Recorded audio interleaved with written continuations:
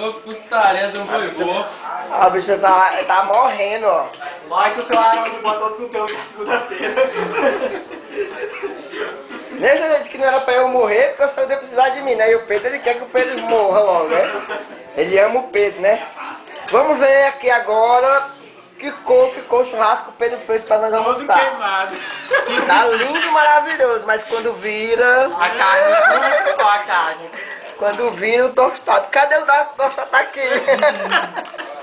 Quando vira, olha só isso. Tá bom. É que foi o Pedro fez, ó, queimado em vivo. Mas tá gostoso, viu, Pedro? Obrigado, obrigado. Você vai dar pra depois casar. Não. Não, Fabinho, dá pra casar não, vai dar pra depois casar, né? É, depois que casa.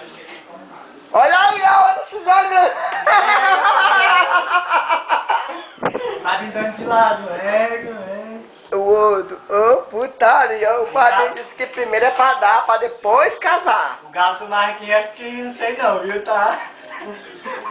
O que, o galo? O que é que tem o galo? O galo tá fazendo fofoca, ó. A galinha do Marquinhos é tudo com gogo, viu? Bicha vagabunda, essa Alexandra. Ela comeu essa bacia, ó, duas vezes. Duas vezes, pelo amor de Deus, Alexandre. É porque ele fez pouco, viu, galera? Fez pouco, já viu a bicha dessa, né? Que eu fiz pouco. A panela dessa cheinha, já dizer que eu fiz pouco.